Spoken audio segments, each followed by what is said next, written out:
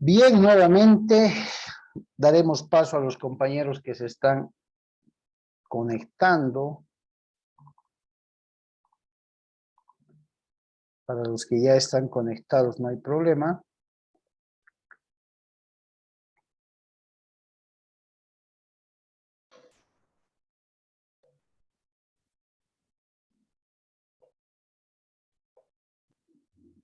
Daremos paso un par de segundos hasta que los compañeros se conecten.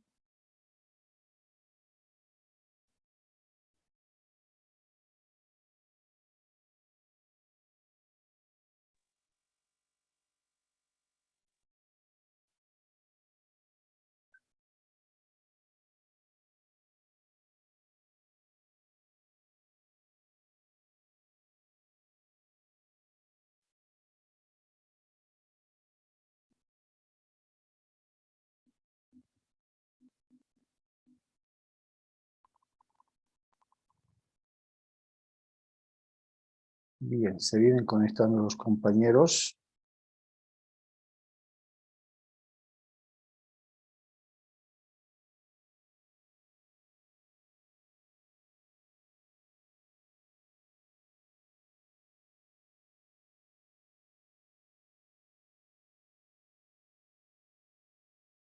Bien. Entonces, fíjense qué importante es manejar el tema de los requisitos. Por muy insignificante que parezca, chicos. No se olviden que ustedes van a trabajar con normas legales. No se olviden que van a citar artículos, ya sea en contratos, en acuerdos, en actas, en demandas, en respondes, en recursos de apelación, en fundamentos legales. Van a trabajar con normas legales. Y es norma legal los requisitos de los contratos, ¿cierto? Definitivamente. Y en materia de contratos, no es el hecho de redactar o agarrar un modelo de principio y copiarlo, o cambiar los nombres, no. Cuando me toca dar esta materia, les comento, lo que intento hacer es terminar el plan global, es decir, los temas teóricos, hasta el segundo parcial, ¿no? No es que todo entre al segundo parcial, no, todo está dividido. ¿Por qué intento hacer aquello? Para tener el tiempo por lo menos suficiente de dedicar las clases para el periodo final consistentes en práctica de redacción de contratos. Desde una carta de amor a mi gato, si vale el término, hasta un contrato formalmente redactado. Sí es cierto, trabajamos con ciertos modelos, pero simplemente son esos modelos, porque empezamos a armar los contratos desde el título. Hay un juego que se llama Lluvia de Ideas, ustedes conocen, de elegir, por ejemplo. Yo les puedo decir, a ver, elija un tipo de contrato. ¿Qué contrato me diría? Cualquiera, el que se les ocurra. El que se les ocurra.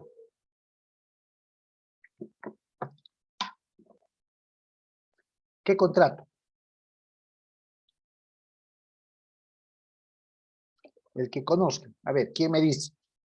¿Quién me nombra un contrato? Contrato de compra y venta de casa. Ya, perfecto. Un contrato de compra y venta de casa. En las técnicas de redacción de contratos, vamos a manejar a ese título, a ese tipo de contrato como el tema principal. ¿Cuál va a ser el tema principal? Compra-venta de un inmueble. ¿Sí? Un contrato de compra-venta de un inmueble. Ese va a ser nuestro tema principal. Y el juego consiste en las técnicas de redacción, en que ustedes en un juego también de lluvia de ideas, conociendo la redacción, la definición, no la redacción, la definición de lo que es un contrato de compra-venta, que es además uno de los contratos tipos reconocidos en el Código Civil, el más completo, el más largo podría decirse, a mérito de poder definir, a ver, se me ocurre, para yo hacer el juego de lluvia de ideas de las posibles cláusulas que pueda tener ese contrato, yo debo manejar mínimamente la definición de ese tipo de contrato. Han elegido el contrato de compra-venta, perfecto. Mentalmente me pregunto, ¿qué es el contrato de compra-venta? Y al mismo tiempo digo, es aquel contrato por medio del cual una persona denominada propietaria o vendedor transfiere a otra denominada comprador el derecho propietario del bien inmueble a cambio de un precio, por decirles. Analicen lo que acabo de decir y a ver, díganme, ¿qué cláusulas podría tener ese contrato de compra-venta? Primero, a mérito de la definición que acabo de dar. Reitero, escuchen bien. Es el contrato por medio del cual una persona denominada propietaria o vendedor transfiere a otra denominada comprador el derecho propietario de un inmueble a cambio de un precio. ¿Qué cláusulas podría extraer de esa definición que sean inherentes al contrato de compra-venta?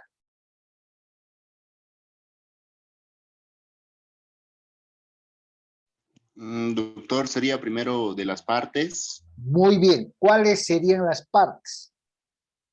El comprador y el vendedor. Excelente. ¿Qué otras cláusulas podría sacar de ahí, extractar?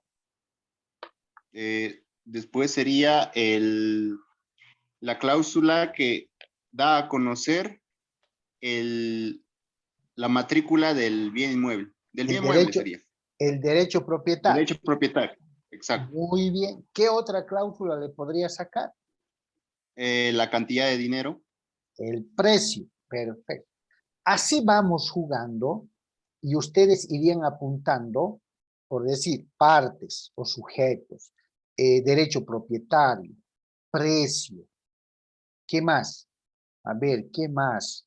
En desorden, no importa. Objeto. La capacidad de contratar, porque Ya, tendríamos que ver la capacidad. le pongo capacidad de contratar, le pongo límites del inmueble. ¿Qué más tendría que poner? Garantía, se me ocurre. Saneamiento y evicción. Ah, la aceptación o conformidad. ¿Qué más? ¿Qué más? Causales de incumplimiento. Eso se llama lluvia de ideas, ¿cierto? Una vez que tengo eso, una vez que tengo esa lluvia de ideas, las que se me ocurran, viene un segundo paso. Se llama organizar los subtemas del tema. Los subtemas son esa lluvia de ideas con las que ustedes han jugado, podrían jugar como posibles cláusulas del contrato. ¿Cuál es el tema? Contrato de compra-venta de inmueble. ¿Qué hago en el segundo paso? Organizo de manera secuencial las posibles cláusulas, descartando las que considere impertinentes y aumentando quizás las que se me ocurran nuevamente. Pero el objeto es organizar, darle un orden secuencial, sistematizar. ¿Cuál será la primera cláusula en un contrato? En un orden secuencial. ¿Qué cláusula tendré que poner primero? Tendría que poner primero. A lo que yo vi, doctor, y lo que hice de las partes. Ya. En ahí explico las partes, o sea, el vendedor y el comprador, cada uno con sus generales de ley de ambos, y qué rol va a jugar en el contrato, de vendedor Ya. o de comprador. Perfecto. Sí, por tradición, por usos, por costumbres, por lo que quieran llamarle, las partes casi siempre ocupan la primera cláusula. Dependiendo del diseño de mi contrato, ¿no? Pero casi siempre, siempre diría yo. Porque voy a identificar, como hace un momento decía Lidia, y lo acaba de decir Víctor, ¿no? Víctor, entonces voy a identificar. Perfecto. Entonces voy organizando de toda esa lluvia de ideas un orden secuencial de mis posibles cláusulas. Perfecto. Segundo, Doctor, adelante. también en la primera parte entraría, como dijo Víctor, las partes con el consentimiento de ambos. A ver, eso me parece interesante. ¿Y cómo pondríamos en la primera cláusula de partes el consentimiento? Ojo, Quedas. ojo, tomando en cuenta que el consentimiento es la manifestación de aceptación, la ratificación del acuerdo. ¿No ve? Ese es el consentimiento. Acuérdense del matrimonio. Yo con mi novia, que nos amamos mucho, tomamos la decisión en algún momento de conversar y decimos, creo que es hora de casarnos, tener un proyecto de vida en común. ¿Qué dices tú? ¿Quieres casarte conmigo? Y ella dice, me parece interesante, bonito, sí, creo que es hora. ¿Es un acuerdo o no es un acuerdo? Es un acuerdo. ¿Dónde y cuándo lo ratificamos? ¿Al principio o al final? Donde se consume el acto.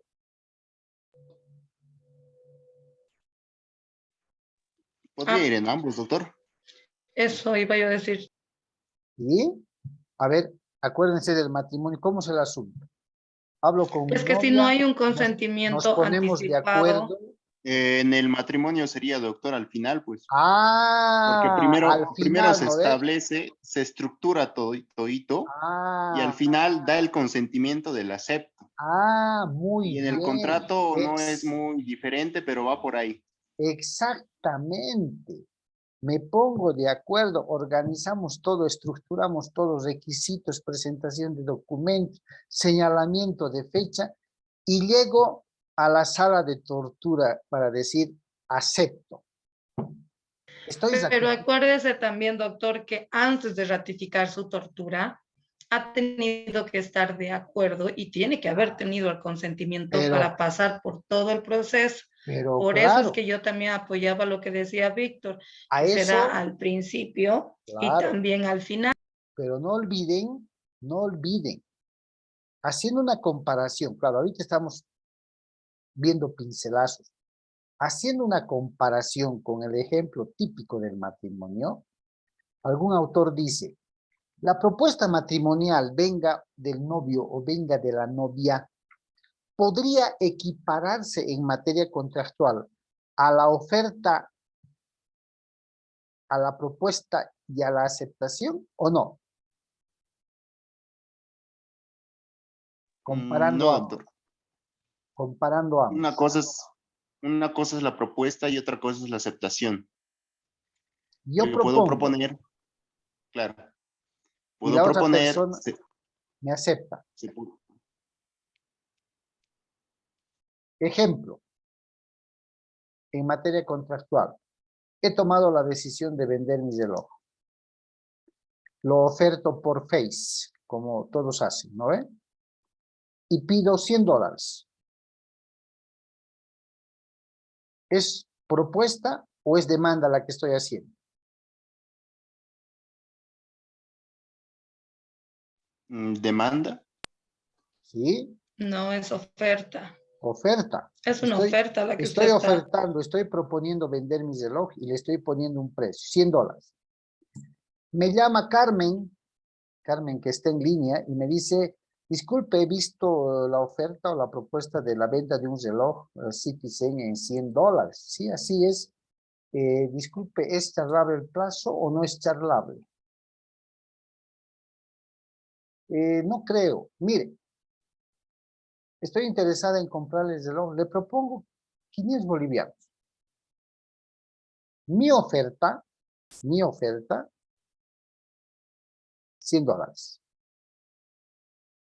Me llama la interesada, la señorita Carmen, y me dice, estoy interesada en su reloj, en el reloj, pero le propongo 500 bolivianos. ¿Es una nueva oferta o no es una nueva oferta? Es una contraoferta. Exactamente. Eso lo van a ver en contratos. Ahora volvamos al ejemplo del matrimonio. A ver un nombre cualquiera. Gregoria, le digo, quiero proponerte formalmente matrimonio. ¿Es una oferta o no es una oferta? Una propuesta.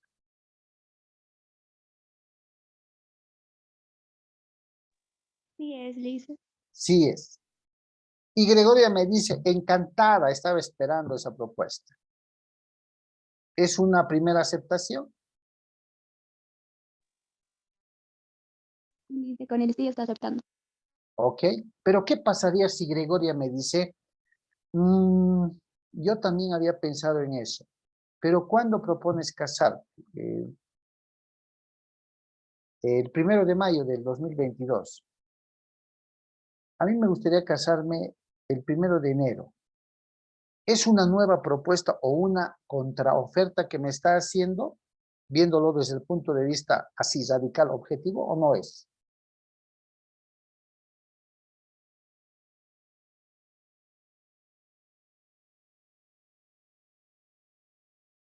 ¿Qué dice? Es una nueva oferta. Es una nueva oferta. ¿Quién tiene que dar su consentimiento o su sí de aceptación? El ofertante. Exactamente. ¿Cierto? Muy bien, entonces, ¿estamos de acuerdo? Ya, empezamos a charlar, a discutir, lo hacemos todo, pam, pam, pam. ¿Dónde se va a ratificar ese acuerdo, ese previo consentimiento, esa previa aceptación? Cuando Al llegue final. exactamente. ¿Qué va a decir al final? Acepto. Si acepto o no acepto. ¿Sí o no? Ahora, vuelvo a preguntarles.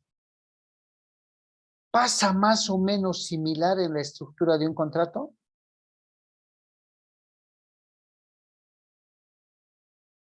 Claro. Sí, se podría decir que sí. Pero viendo desde el punto de vista de la ratificación de la aceptación, que va a ser al final como consentimiento, como conformidad o como le dicen a la cláusula de aceptación. Siempre al final. ¿Sí? Pero no está mal lo que Pero, doctor, podría Víctor llevar, y Lidia, perdón, eh, voy a terminar. Lo que Víctor y Lidia dijeron hace un momento. ¿Por qué? Porque también entre las primeras cláusulas plasmamos esa previa aceptación de las partes de ese acuerdo. ¿Cuándo? Víctor decía, yo pondría la primera cláusula, las partes. Excelente. Identifico a las personas, consigno sus qué cosas. generales de ley. Muy Doctor, bien. Sí, adelante. como decía, ¿no? O sea, ya en las primeras partes, a lo que también he logrado ver es que existe ya una cierta connotación a qué es lo que se quiere llegar. O sea, ya Claro. existe como un preconsentimiento, por así decirlo. ¿Qué es A lo eso que se quería llegar. pretende? Exactamente, por eso decía, no está mal, no está mal, Pero ¿cierto? no es como tal el consentimiento que Ya, va al final, o sea, la no es, ratificación, exactamente. sí, la ¿Y cuándo ratificación. hacemos aquello, chicos?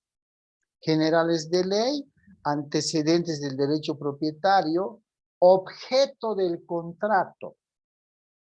Es objeto del presente contrato la venta, la transferencia y enajenación del bien inmueble descrito en la cláusula segunda, que el vendedor, por convenir así a sus intereses de manera voluntaria, sin que medie presión, error, dolo en su consentimiento, otorga en favor del comprador. Ahí está el previo acuerdo. Libre, voluntario, que conviene a los intereses, libre de cualquier vicio, ¿sí o no? Y lo ratifican en la parte final. Por eso, el 99% de los contratos que ustedes vayan a revisar va a tener la cláusula de ratificación de consentimiento, aceptación, conformidad o como le puedan llamar en la última cláusula para sellar el contrato. ¿Se dan cuenta? Al parecer van a ser un buen grupo en materia de contratos. Hay bastante buen criterio. Hay Doctor, bastante. Adelante. también se podría decir que en la parte del consentimiento, aunque no especifica mucho cuando dice hábil por ley, porque se supone que si dice hábil por ley también está diciendo que es consciente. ¿Sí? Cuando decimos hábil por ley, estamos ratificando la capacidad jurídica. Ponemos mayor de edad, estamos poniendo la mayoría de edad. Y ratificamos con hábil por ley, estamos diciendo es capaz jurídicamente. ¿No? Ahora, No es menos cierto que en algunos contratos que he podido ver a lo largo de estos años en el ejercicio profesional, fíjense cómo ponen algunos abogados. Enrique Prieto Mendoza, mayor de edad, por tanto capaz jurídicamente, con cédula número tanto. ¿Está bien o está mal? Está bien.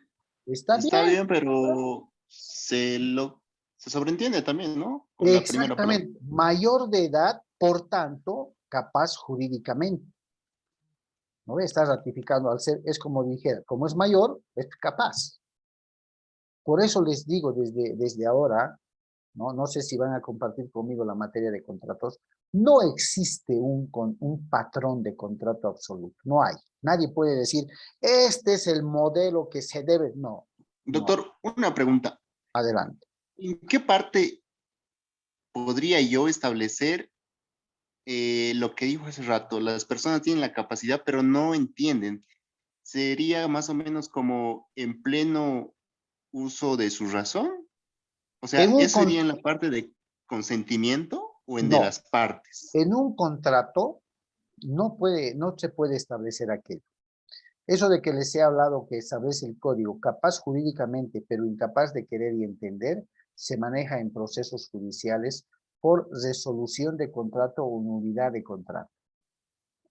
Toda vez que si he logrado el consentimiento forzando con algún vicio, dolo, error o violencia, que lo vamos a ver el día de mañana, ¿no? Estoy forzando bajo actuaciones ilegales, ¿no? Bajo actuaciones ilegales que la otra parte ratifique su consentimiento. Lo he drogado, lo he emborrachado, le he dado alguna sustancia para que al momento de firmar no sepa ni entienda lo que está firmando. Pero una vez que el contrato se celebra y todo lo demás, y se dan cuenta del perjuicio y del vicio que existe, se puede demandar la nulidad, la resolución o la figura que se analice. Ahí se va a manejar ese tema. En un contrato, al elaborar no, porque de principio es un acuerdo de partes voluntario, de buena fe y demás. ¿Ok? ¿Está bien? Sí, doctor. Sí, ¿Ya? doctor. Bien. Entonces les decía, nadie les puede mentir y decirles, este modelo, este patrón es el que deben seguir. No, no hay, chicos. Ustedes se van a dar cuenta una vez que aprendan contratos y en la medida en que vayan mejorando su redacción, vayan mejorando, poniéndole exquisitez a sus contratos, que cada vez que hagan contrato, siempre hay la intención de mejorar ese contrato. Siempre hay la intención de objetivar ese contrato, volverlo objetivo, comprensivo a la primera lectura, tipo contrato. Todos los contratos que hay en CDs, en internet, en pendrive, como ustedes quieran llamarlo, son referentes, sí. Nos pueden servir para practicar como modelo, sí, pero no hay patrones absolutos. Y nadie se puede subrogar la autoría de un contrato absoluto, porque no hay. No hay. Ustedes van a mejorar sus contratos. Acuérdense de mí. La experiencia y la práctica los va a hacer peritos en contratos y así les gusta. Es una especialidad, chicos. A ver, les hago una pregunta simple. ¿Ustedes creen que un contrato se debe redactar en primera persona, segunda persona o tercera persona?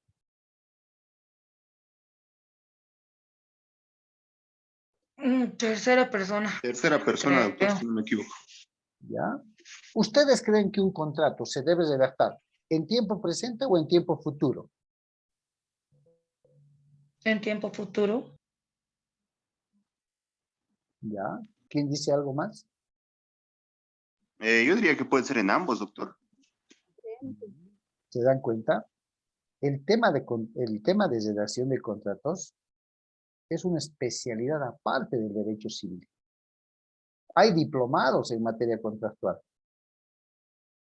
Y generalmente yo trabajo a abuso de la amabilidad del profesor Spern, que es un experto argentino en materia de elaboración y redacción de contratos. Tiene documentales bastante interesantes y va organizando y sistematizando paso a paso. Muy buen apoyo, ¿no? Y nos damos cuenta, por lo menos la primera vez que yo vi el documental específico en una maestría, masterclass se llama, en una maestría de redacción de contratos, créanme, he sido honesto conmigo mismo y he dicho, no sé redactar. Puede ser que Doctor, sea ¿cómo se llama el documental ese que vio? masterclass, pueden ir viendo si gustan. He dicho, no sé redactar porque puede ser que estructure bien mi contrato, puede ser que organice bien las cláusulas, puede ser que rellene las cláusulas, pero redactar no es eso. Redactar es darle sentido a la oración, ¿o no? No es lo mismo, dicen, las ruinas de Machu Picchu, que Machu Picchu está en ruinas, ¿o sí? Y les pongo una frase siguiente que el otro día he escuchado. Mi beba desea un pollo esquino, ¿no? Voy a pollo esquino y escuchen esta frase. Sí, señora, ¿qué le vamos a servir? Le dicen a la señora de mi delante, ¿no? Y dice, me vende 3/4 pollos, piernas entre piernas con arroz simple y una extra papa. ¿Está mal dicho o está bien dicho? Mal dicho. Y me he grabado de tal manera. Es que ha empezado con, me vende 3/4 pollos. Entonces ella está pidiendo 3/4 pollos. Lo de las papas extra, lo del arroz y todo eso, estamos ya de más, ¿no? Y yo digo, la frase y una extra papa está bien dicha, hay sintaxis. No. ¿Cómo debería de ser esa frasecita?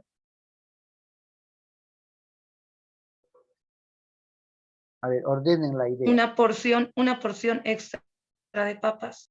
Podría ser, o simplemente decir, y una papita o una papa extra. ¿Sí o no? Pero una extra papa, o sea, No, a eso se tampoco llama, una papita a, esa extra se, ni nada, a sino eso se llama, en materia de lenguaje y redacción, se llama sintaxis.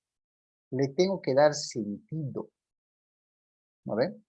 Y así como esas frases van a encontrar N.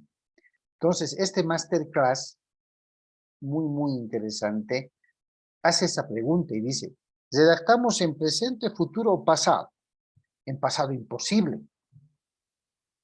Aunque uno piense y dice, si estoy haciendo un documento transaccional, ¿acaso no hablo en pasado en alguna situación? Y digo, las partes declaran que en fecha 15 de agosto del 2016 suscribieron un contrato de, ¿no es pasado?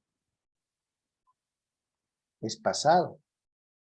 Entonces, Sí, es pasado. exactamente, como decía Víctor cuando yo les dije presente o futuro, va a depender del tipo de contrato que van a redactar. ¿Se dan cuenta? La regla es que el contrato se debe redactar en presente, tiempo presente. Doctor, No, sí, se podría decir que también se puede adecuar al momento, ¿verdad? O claro, sea, naturalmente los contratos son redactados de manera presente, o sea, en tiempo presente, pero yo creo que adecuándonos a los hechos se puede establecer que sea futuro, por ejemplo, y que por el eso, auto se puede entregar de aquí a una semana, que se entregará tal auto dentro de una semana. por eso les digo, va a depender del tipo de contrato. Y lo que dice Víctor es cierto. Cuando generalmente redactamos en futuro algunas cláusulas, cuando existe una condición en el contrato. Eso que Víctor dice, se entregará en una semana, es porque seguramente va a existir alguna condición que demore la entrega en su momento y que lo haga en el futuro. Por eso les digo, regla presente, excepción, tipo de contrato. Por decirles, a ver, un contrato de cuidado de un inmueble, un cuidador de un inmueble. La cláusula de gastos, y pongan, Los gastos ordinarios que genere el uso del inmueble serán pagados o cancelados por el cuidador. ¿Está bien o está mal?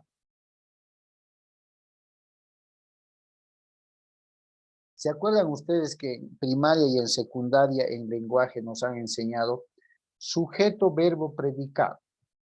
¿Se acuerdan? Sí, Sí. doctor. Van a volver a recordar el próximo semestre. Fíjense, los gastos que devenguen el uso del inmueble serán pagados por el cuidador. ¿Dónde está el sujeto? ¿Al principio o al final? Al final, doctor. ¿Y está bien? Final. ¿Y está bien? Cuidador. ¿Está bien o mal? Si respeto las reglas gramaticales. Mal. Debería ir al principio. Ah, y la regla me dice, debe ser redactado en tiempo presente. Entonces, ¿qué hago? Gastos. El cuidador debe pagar por los gastos que genere el uso del inmueble. ¡Pum! ¿Suena mejor o no suena mejor? Suena mejor. Tiempo presente. Sí, Debe pero pagar. pareciera que igual tiene connotación en tiempo futuro, doctor. No, debe pagar. Debe pagar en el instante. Que se genere los gastos, debe pagar. Porque si le pongo, serán pagados, serán. Ah, y es más. Vean ese documental, ese curso de maestría, masterclass. Es más, me estoy acordando. Yo me debo cuestionar como autor del contrato, ¿qué gastos? Porque los gastos pueden ser ordinarios, es decir, usuales, cotidianos, pero también de pronto se presentan gastos extraordinarios. Ah, caramba, entonces tengo que aclarar más. Si se trata de gastos ordinarios o si se van a tratar de gastos extraordinarios. Ustedes, abogados, abogadas, son los portadores de la confianza de protección y cuidado de los intereses de sus clientes, ¿o no lo son? Sus clientes van a confiar en ustedes y les van a pedir que les hagan los contratos que les pidan. Y acuérdense, les van a decir, por favor, doctorita, doctor, no quisiera más adelante problemas. Hágalo lo más clarito posible.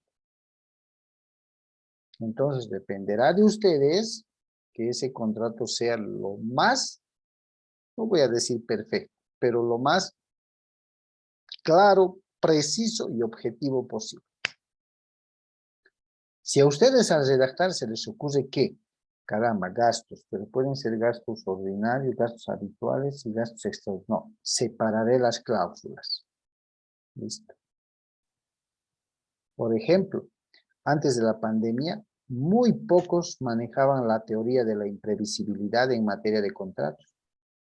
Nadie manejaba la... Doctor, incluso se podría ir más allá de lo que se está previendo. Por ejemplo, si dice solo gastos ordinarios y puedo especificar, o sea, se tiene en cuenta que es un gasto ordinario, ¿no? Pero para más adelante no estar con ciertos problemas, decir, no, que no se considera, que sí se considera, puedo establecer claramente y específicamente realmente qué puede ser. Pero me parece excelente, claro, ¿no? Los gastos ordinarios que devenguen el uso de él, pero he ordenado. El cuidador debe pagar por los gastos o debe pagar los gastos ordinarios que genere el uso del inmueble, los cuales son, listo. El Código Civil establece una postura de cláusulas explicativas, pero claro que puedo delimitar a qué le voy a llamar gastos ordinarios y a qué le puedo llamar gastos extraordinarios, pero claro que sí, me parece excelente. Y ese tipo de cosas, chicos, lo van a aprender en la próxima materia, pero y van a ver que cualquier docente que les dé siempre va a ser incisivo en los requisitos del contrato. ¿Y cuándo van a lograr entender por qué tanta insistencia en los requisitos? ¿Por qué? ¿Saben por qué?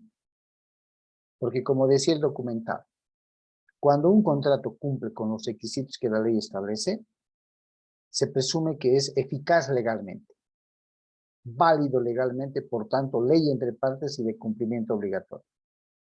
Por eso se incide mucho en los requisitos. Pero si un contrato carece de las condiciones o los requisitos establecidos por ley, es ineficaz, por tanto, no tiene valor legal.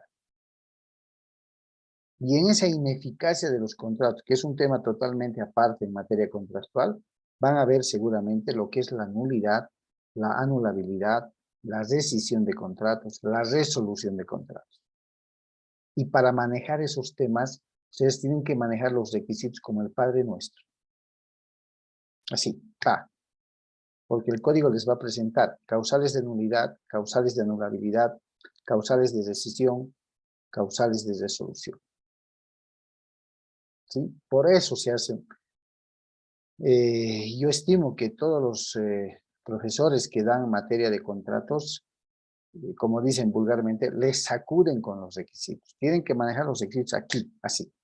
¿Qué es el objeto? ¿Qué es el consentimiento? ¿Qué es la causa? ¿Cuáles son sus requisitos? ¿Qué es la forma? Así. Y cuando les pregunten, ¿qué es la nulidad? Ah, ya. Es una forma de ineficacia de los contratos por carecer de las condiciones o requisitos establecidos por ley. Listo, no van a necesitar ni la memoria. Por eso es importante y se hace tanta incidencia en este tema.